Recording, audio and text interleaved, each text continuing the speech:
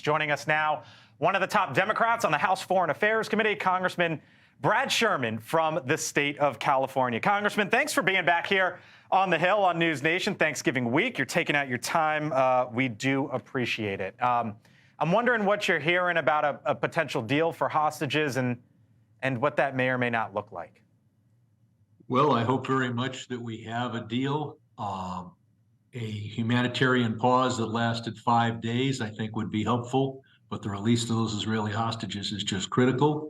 And I think this also shows that it made sense to insist that before there be this long a pause or a ceasefire, that it be accompanied by a release of hostages. I think so you're for a 5 day pause of some sort.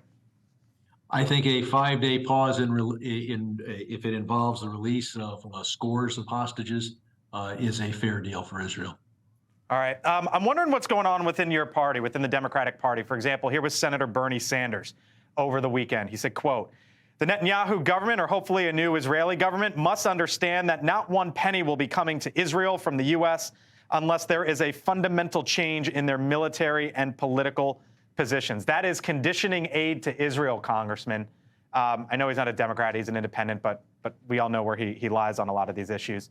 What do you make of what the senator said there? Well, it's important to differentiate between earmarking aid, which we definitely have always done, and conditioning aid. We earmark this aid to be used for Israel's strategic defense, chiefly its Air Force. They're not supposed to spend the money on soccer stadiums or domestic education. It's supposed to be spent for defense, and that's what it will be spent for. The other approach is to condition it, to say that the money won't be there unless Israel changes its other policies. And I've always opposed that, and I think the vast majority of Congress opposes it as well.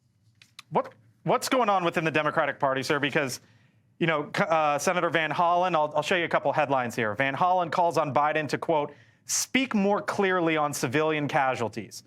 Senator Blumenthal from the Hill calls on Israel, U.S. to release more intelligence on Gaza's Al-Shifa hospital. Just about an hour ago, 13 Senate Democrats wrote to the president today calling for the need to protect civilians, sustained aid, and medical attention for the sick and the wounded. Is it just, are Democrats here trying to move left and satisfy the left flank of the party? Democrats are always the party of compassion. We all believe in humanitarian aid. We all believe that Israel should take every effort to safeguard civilians. We are all incredibly sad to see so many Palestinian lives snuffed out. And I speak of the civilian lives, obviously, different when it comes to the Hamas fighters. And we are all incredibly sad to see the deaths of Israelis on October 7th. I think is nothing unusual about Democrats wanting to say, let's be careful and let's do all we can on the humanitarian side. But I guess the question is the focus shifting from Israel winning a war, we're in the middle of a war, and eliminating Hamas at all costs, versus, you know, essentially not taking that picture, not taking that position.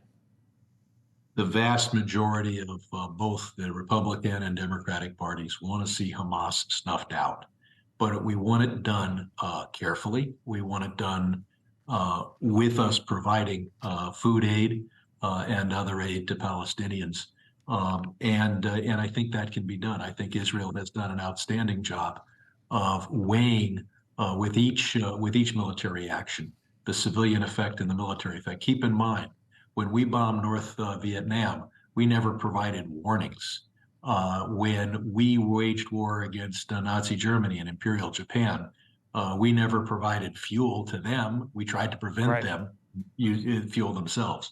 So look, war is terrible. And those who want to see a humane world don't want to see war. And even a war that's waged according to the law of armed conflict is still a terrible thing. All right, Congressman, I have to leave it there. Congressman Brad Sherman, thank you for the time. We'll see you on back. Thank you, sir. Thank you.